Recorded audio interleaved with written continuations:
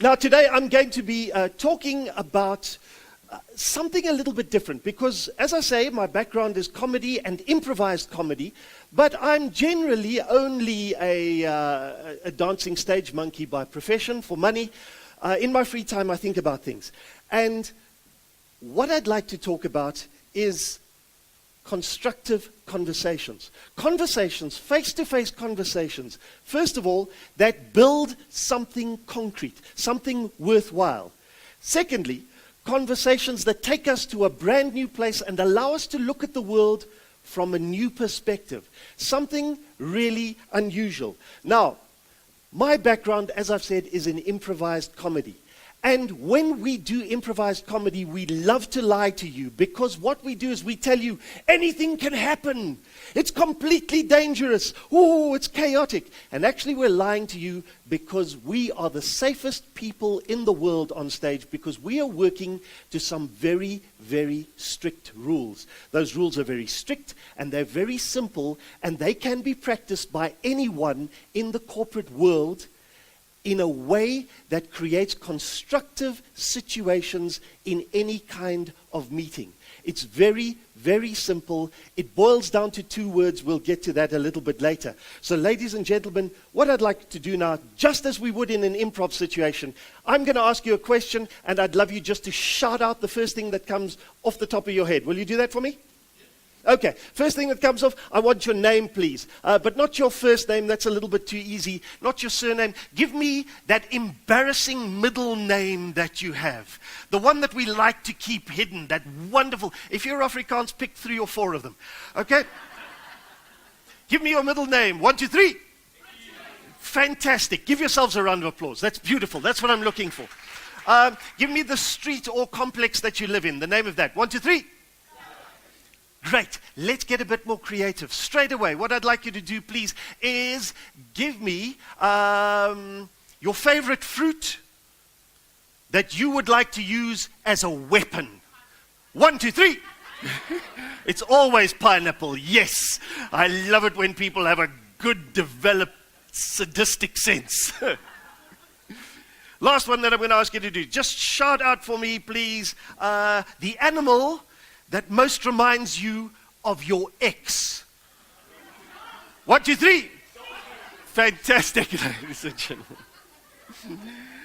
Now, ladies and gentlemen, as Ryan mentioned, we live in a world that is not full of comedy. It is very, very serious, okay? What we have here are also a lot of examples of what happens when communication begins to fail. What happens when communication and conversations are not constructive? We all know about the fees must fall situation, which is getting out of hand. UNISA students are starting to burn down their own houses. The Springboks are all leaving to go and play in France for a team that is actually named after Springbok players called Toulouse. And as we can see, political jokes get elected. So, ladies and gentlemen, what happens when we get to a situation where everything is tense, where everything has become an incredibly high-stakes, conflict-ridden situation, where everyone is under stress? Well, let's have a look at it.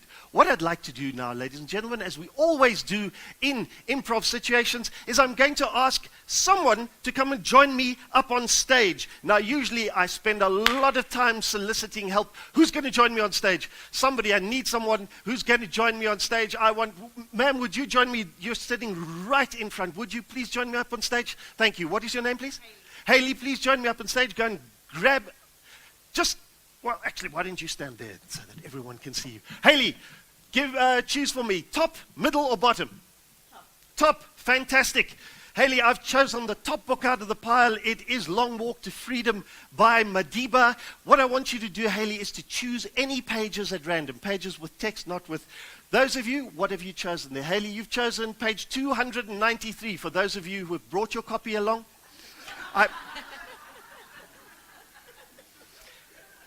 Now, what I'd like you to do, from the people over there, I want you to give me any kind of weird hypothetical relationship between Haley and I. What are we? Are we an Uber driver and a customer?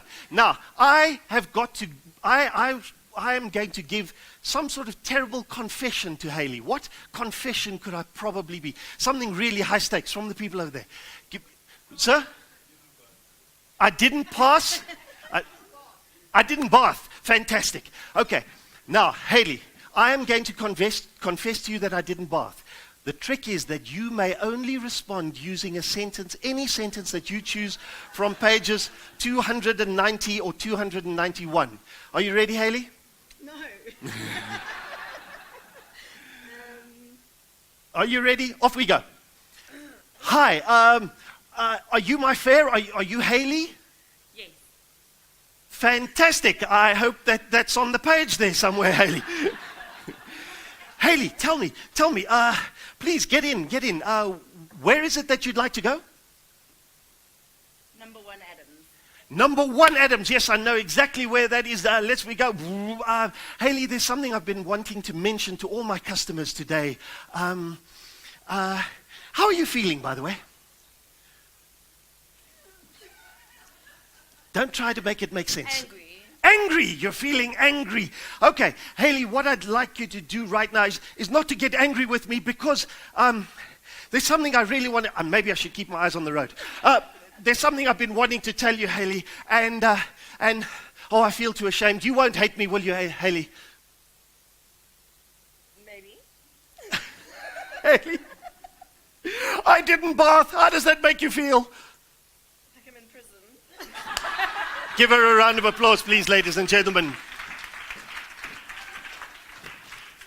Haley, because I did something horrible to you, here's a gift from me to you. Please give Haley another round of applause. What did I do there, ladies and gentlemen? What I did was an example of what I did was I placed Haley's brain under stress. And in fact, just by asking for a volunteer, I placed you all under stress. And instantly, we get the 3 classic responses: fight, flight, or freeze. The lady in front of Haley froze. Okay? Haley would have loved to have fled, but she got up here and did a great scene with me. What I was trying to illustrate was what happens when a conversation is not constructive. When someone is following their own agenda, when someone is not actually listening to what is happening, and when you are not building towards a common goal, what is in fact happening is that you have a situation there where you have a lot of stress. Now, you may be saying to yourself, well, it's all games for you. But think about it. These are the things that you guys are going through and your companies are going through every single day. Now, in order to deal with that, in order to conquer these situations, let's look at what happens when we're under stress. Generally, it's about us worrying. We tend to say, what if? What if? What if the economy crashes? What if the president resigns or doesn't resign? What if, what if, what if? And the difference between us as adults and children is that when adults play what if, we always play out the negatives.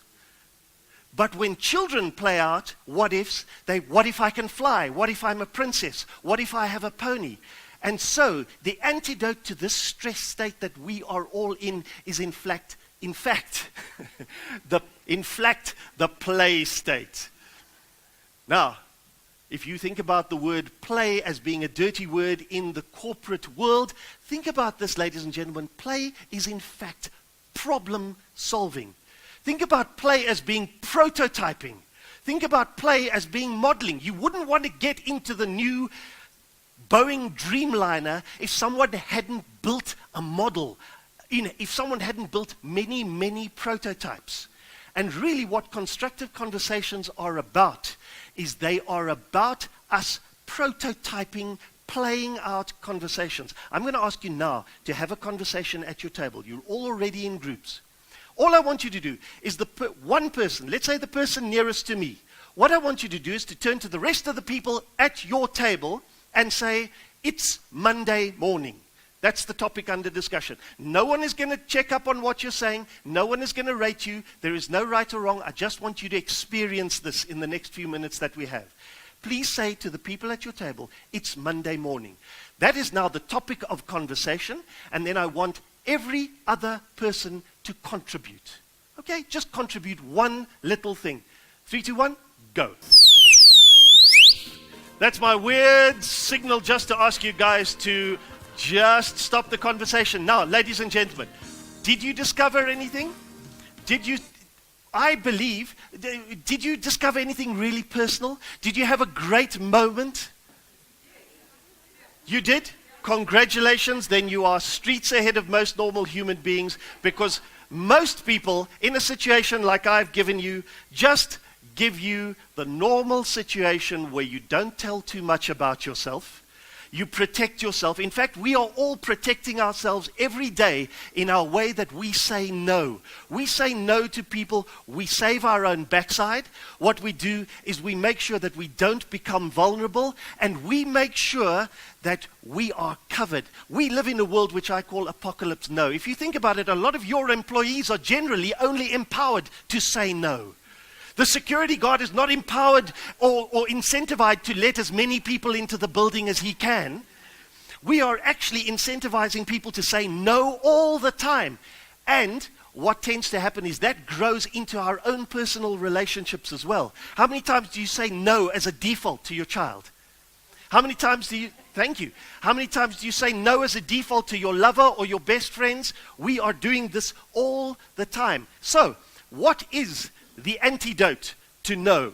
And that is what I like to call a constructive conversation. And of course, I'm shortening an hour workshop now into 20 minutes, so I'm not going to go into all of these. But we would love to be present. We would love to think on our feet. We would love to have all of these opportunities. So how do we do it? Now, ladies and gentlemen, what I want you to do is the following. I would like you, please, there is a little ball on your table. One person, please take that ball. Now, the person who has that ball, what I would like you to do is to say to the person next to you, it's Monday morning, and then hand them the ball. Focus on them when you speak to them, because what you say is of value. If you've chosen to say it's Monday morning, it means something to you. So say it like it means something to you. You have value, so say what you want to say as if it has value, and hand it to someone. You are giving someone in your conversation a gift, and that person, all they have to do is accept the gift. Accept the gift and say yes. Look a person in the eye and say yes. I really want you to actually say those words. Yes. Take the ball and then pass it on. Make your contribution and make it go all the way around. 3, 2, 1, go.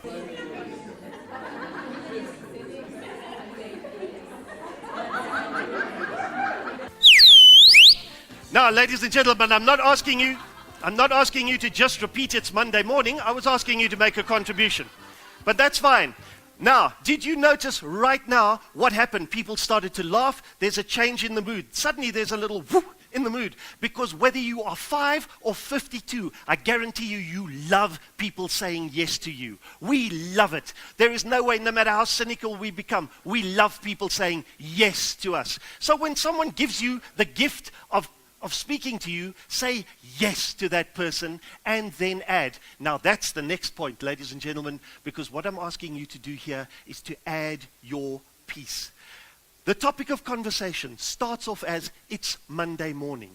Hand the ball to the next person or throw it, however, whatever it takes, however you feel, but that person takes it, says yes, and then adds one constructive piece. I know that you hadn't planned this, and I don't want you to plan it. I want you to work specifically off what the last person said to you.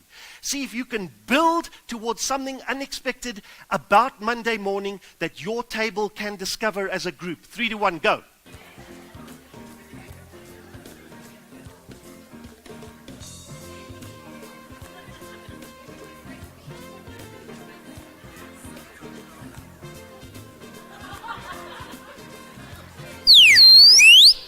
Thank you very much, ladies and gentlemen.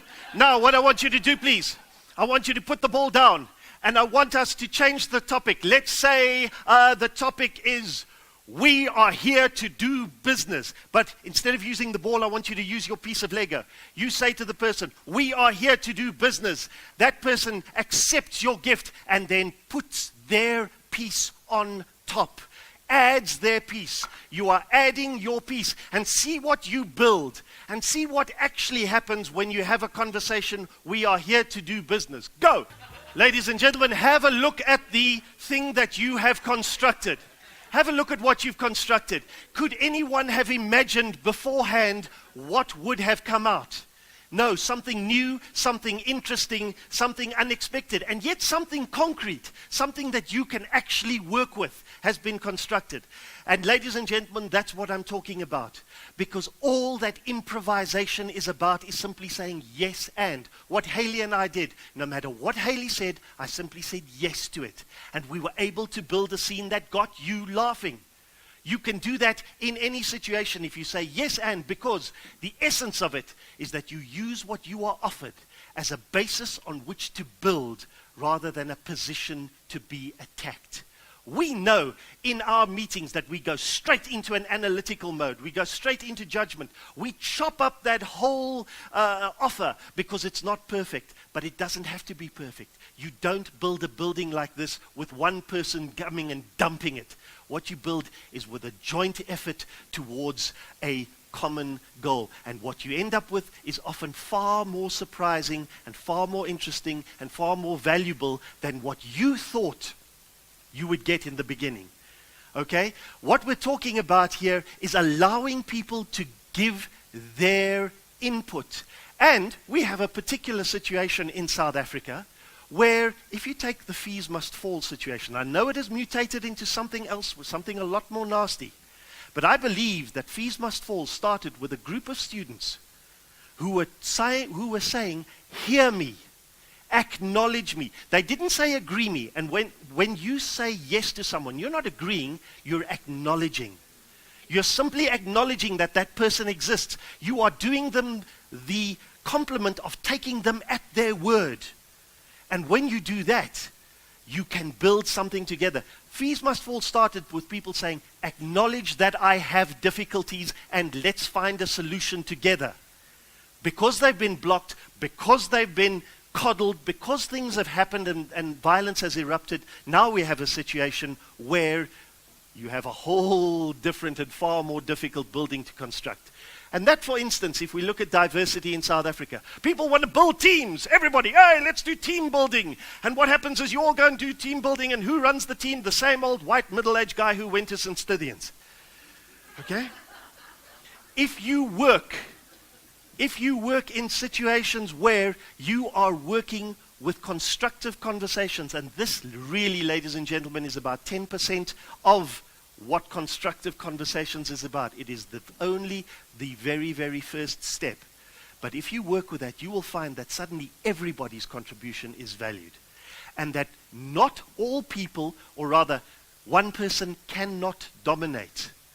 Okay? I'm going to do this, ladies and gentlemen, as I run out of time right now. I'm going to ask you to show you that your constraints, the things that you think are inhibiting your creativity, are actually making you more creative than you ever thought you could be. I'm going to give you a higher grade exercise right now. I'm going to give you a constraint. I want you guys to make a sentence. I want you to make a sentence.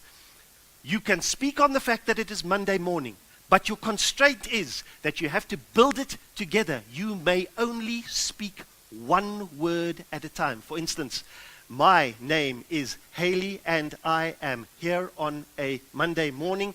I want you to go around one word at a time and see what comes out, because I guarantee you it's going to be more interesting than what you've got in your head right now. 3, 2, 1, go. Ladies and gentlemen, which table can anybody, if you manage to make a coherent sentence and actually get it going, please put up your hands. Lots of you. Thank you. Give yourselves a round of applause, please. You are absolutely magnificent. Constructive conversations grows into aspects like thinking on your feet, aspects of practicing compassion for yourself and compassion for others, and ways that not only you change your audience, but that you are changed by the people that you are talking to. It is a very powerful tool. It has been an absolute pleasure and a privilege. I will ask you one thing. If you take the Lego pieces, my 5-year-old daughter will hunt you down. Please leave the pieces and the ball on the table. My name's Prodgers. Thank you very much. Bye-bye.